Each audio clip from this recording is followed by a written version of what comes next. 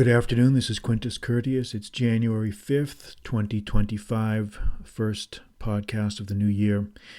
And I thought I would just talk about a little bit about how the times must be suited to extraordinary characters. The times must be suited to extraordinary characters. And what I mean by that is that in history, it's not enough to be a extraordinary character. The historical times in which a man finds himself must be suitable for his genius to flourish, for his abilities to find expression, for his goals to be realized. And I think this is not something that anybody would disagree with, but I think that we often fail to appreciate just how important this reality, this historical reality is, because there are just so many examples of great historical, literary, artistic figures out there who had a tremendous amount of ability, but they just happened to be born maybe in the wrong century or at the wrong time, or where the alignment of the stars was not propitious, was not favorable to the expression of what they were desiring, of what their goals were, and they were overlooked. Herman Melville, just to give one of hundreds of examples we could give, but Herman Melville is considered one of America's greatest writers, and he died in absolute obscurity in 1890. I mean, even his obituary in the newspaper, they didn't really get it right. I think they even misspelled his name. He had been completely and entirely forgotten. He was the author of Moby Dick, among many other books. And it took another 30 years before he was recognized as a giant of American literature. In fact, maybe the greatest of all the American novelists. So that's just one of many, many examples. I mean, for example, Napoleon, we can just give another example. This was a guy who was an obscure Corsican artillery officer who, if there had been no French Revolution, would have probably lived out his life in utter obscurity, just being one of many, many hundreds of French junior officers who would have been shunted off to some obscure part of the world to live out his life in obscurity and misery.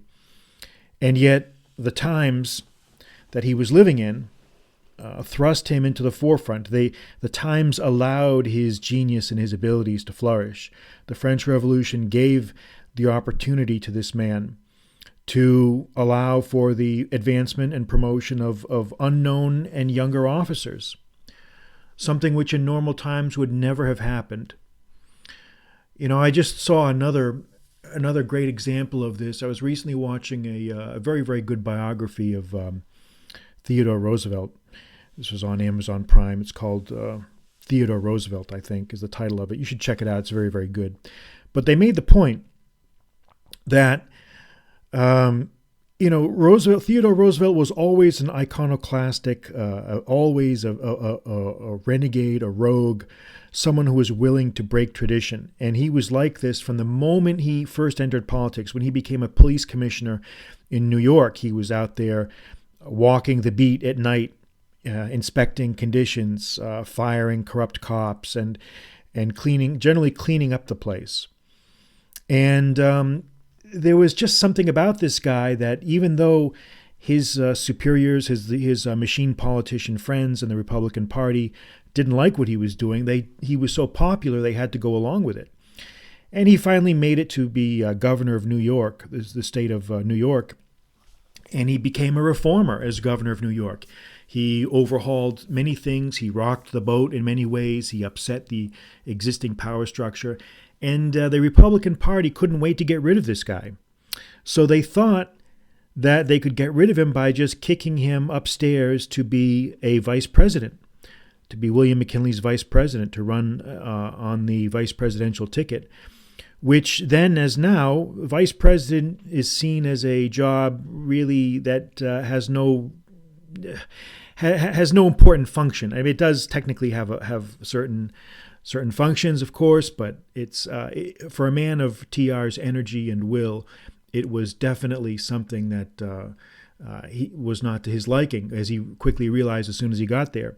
But the political machines thought they were getting rid of him by doing that.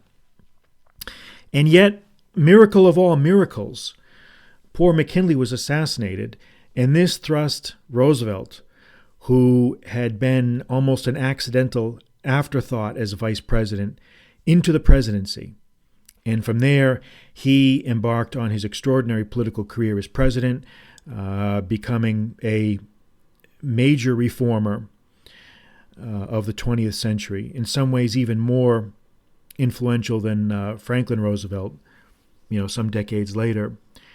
But none of this ever would have happened if these opportunities had not just fallen into his lap in many ways.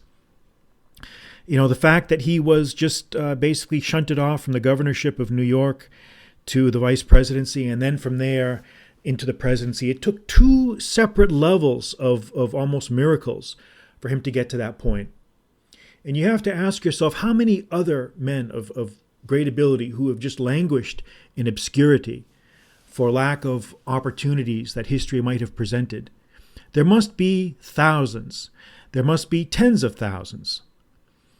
And it's really incredible when you think about it, that everything can depend on the circumstances. Everything can depend on the times. Now, this is not to say, and I don't want anyone to interpret what I'm saying this way, but this is not to say that a man should not exercise himself to the best of his abilities, should not try to do everything that he can, everything that's possible. This is not to say that he should simply take a back seat and allow the onrush of historical events to wash over him and do what they want. No, that's not what I'm saying at all. What I am saying is that after all is said and done, after our abilities have been exhausted, after we've done everything we can do, there is a great deal that's still left up to fate. There is still a great deal that's left up to the times, to the history, to the moment of history that we're living in. There is much that we cannot control. We can exert some control over fate, over fortune, over history, but not everything.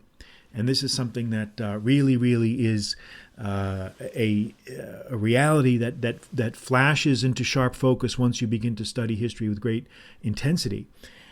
Just another example, the unification of Italy was a dream that had gone on for many centuries. It was only fully realized until the 19th century with Giuseppe Garibaldi, with his military campaigns that finally unified the Italian peninsula. But for many centuries, Italy had been fragmented and disunited. And there were many, many political figures who shared his ambitions, but simply could not realize them because the times were not right. Just to give a couple examples, there was in the Middle Ages, there was an Italian leader who styled himself a tribune of the people. His name was Cola di Rienzo. And he lived from 1313 to 1354. And he had a kind of a checkered political career. He had a vision for a unified Italy, but he had no allies, no support, and the times were simply not right for such an undertaking. And he ended up being murdered by a mob in the end. And there was another political leader, Stefano Porcari, who lived from 1391 to 1453, and he also was a scholar and a political leader who wanted Rome to return to its original, Republican roots, and he had inklings of Italian nationalism. He was also had an unfortunate end. He ended up being hanged. And there are many countries we could go and make the same analogies with. If the times aren't right, sometimes the greatest conceptions simply can fall on deaf ears. So this, again, I'm not saying this to provide a rational and intellectual justification for do-nothingism. I'm not saying we shouldn't try to do things. I'm not saying we shouldn't try to influence events. I'm simply saying that sometimes there's only so much you can do, and you have to let history take its course in other ways. So that's all I wanted to say. I'm Quintus Curtius, and we'll talk soon.